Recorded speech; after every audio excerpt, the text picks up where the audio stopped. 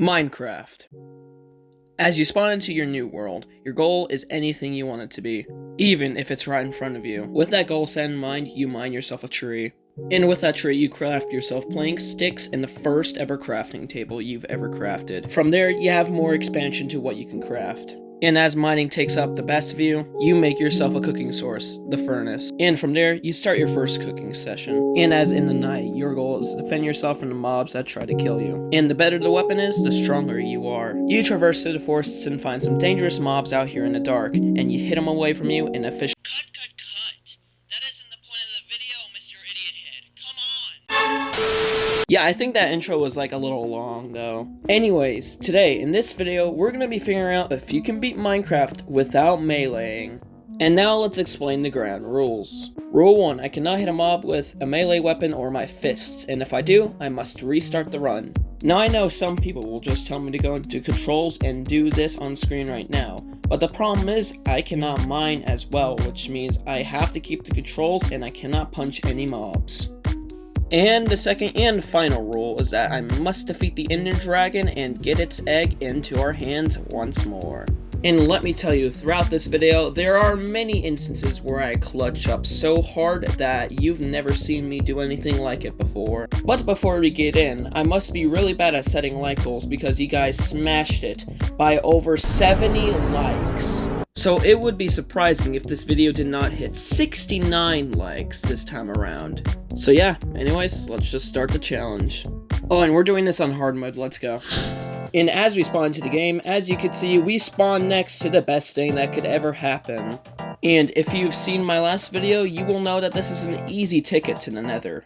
But there is a big reason why that lava lake isn't overpowered, and I'll get into it soon. Along with this, I have to tell you every single encounter I have with a mob if I want to kill it, and show you how I did kill it. The first things I got was wood, a crafting table, and hid it down into this cave. And from there, I crafted a wooden pickaxe and began mining stone. After getting some stone, I crafted the necessary stone pickaxe and mined the iron in the cave. And thankfully, it was more than enough to get us that iron bucket. But after I got the iron, I did not craft a furnace. I instead crafted a stone shovel. But then I crafted the furnace anyways, but who cares? I then proceed up to the mountain where I will find the one thing that I absolutely need the most. Snowballs! Snowballs are throwable objects, which technically means their range, and they can even do damage to blazes, as you'll see later in the video. My first thought into killing some animals was just using snowballs so they take knockback and take fall damage until they die. And it really wasn't that efficient, as you can see here, as I'm knocking the pig back with snowballs. The second he really gets knocked back, he does not take much fall damage. However, that did not stop me, as I grabbed some sand and suffocated the poor fella. Did I mention no melee? And after what seemed like to be forever, I opened my map and saw what I got here in the offhand. And after a minute or two, I began smelting the iron. Finally. After waiting a couple more seconds, I finally got the iron I needed and crafted the bucket. Now here is why I show you this lava lake isn't as overpowered as you think. Because you cannot place lava near spawn even if it's in water. But thankfully after traveling a couple blocks, we are able to place lava, turn it into obsidian, and we can rinse and repeat another 9 times. But the biggest L comes from this iron sword that I just crafted.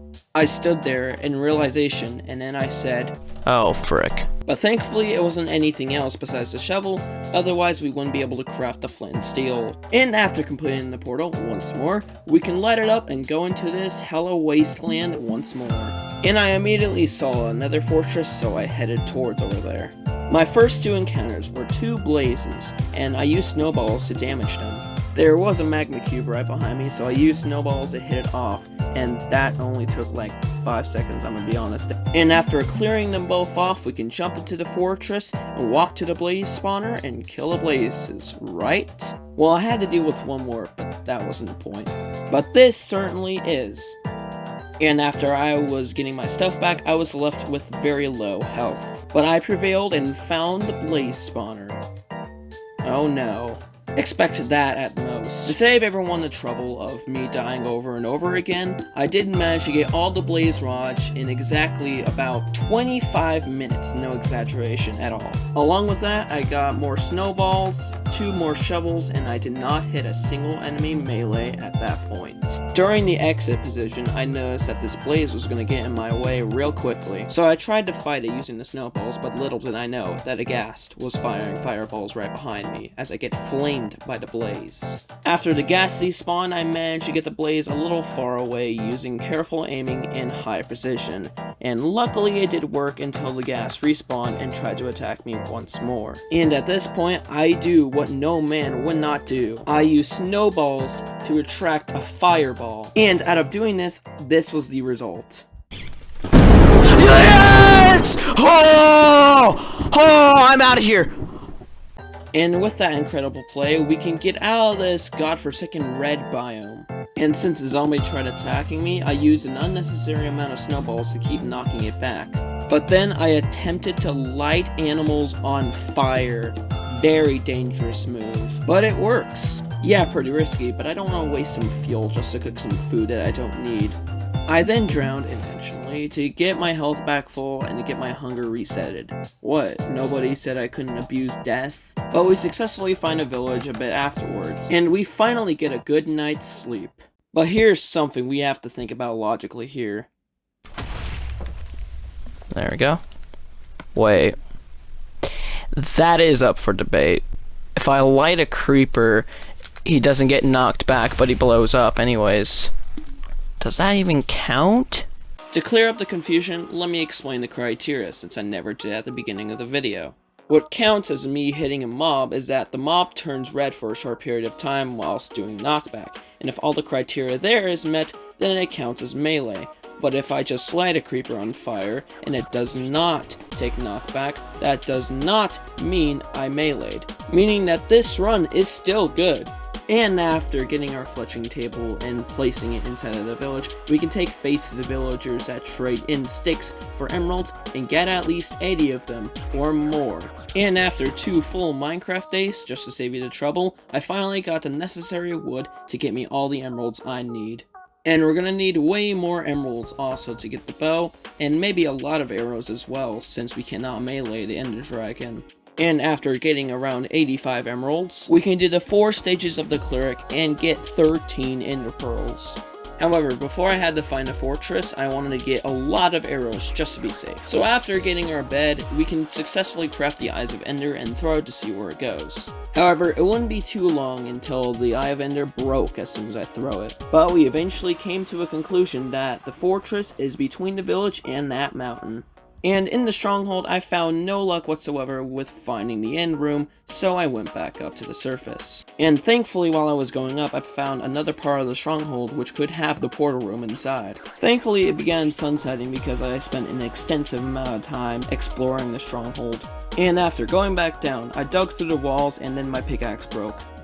But it wasn't long before I found the portal room, infested with silverfish. A lot of them I had to shoot down, others just hid back in their positions.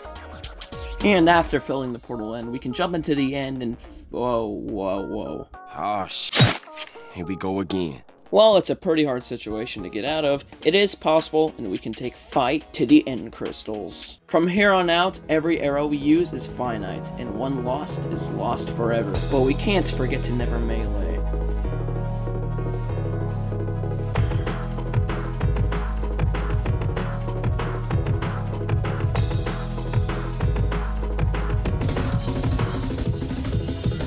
After building up to the first pillar, it takes about 30 seconds to break this iron bar so that way I can shoot it and move on. And now the final one. All I had to do was break 1 bar, shoot it, and then we can just shoot the dragon out. But I panicked and fell for some reason. Unable to do the pause clutch, we were respawned back at the house where we had to go down all over again. This did only take 2 minutes when I was able to get my stuff back. However, I was not able to bring any blocks. So I got my stuff and attempted to bridge back up, but I was only a couple blocks short until I pulled off this big brain move.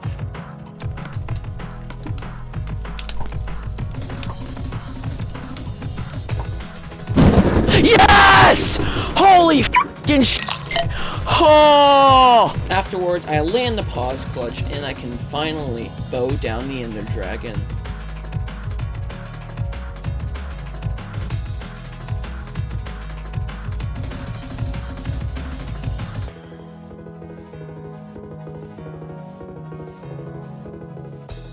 if by 10 arrows. No, we got this in the bag. 1, 2, 3, 4.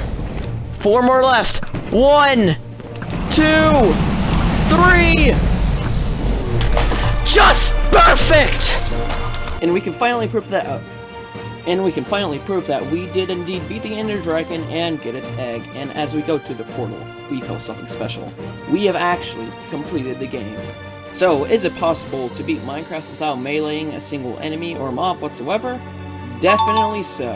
And once again, just like the other run, this only took a little over 2 hours to complete. So if this video gets over 69 likes, I will beat Minecraft once again, but this time without eating any food.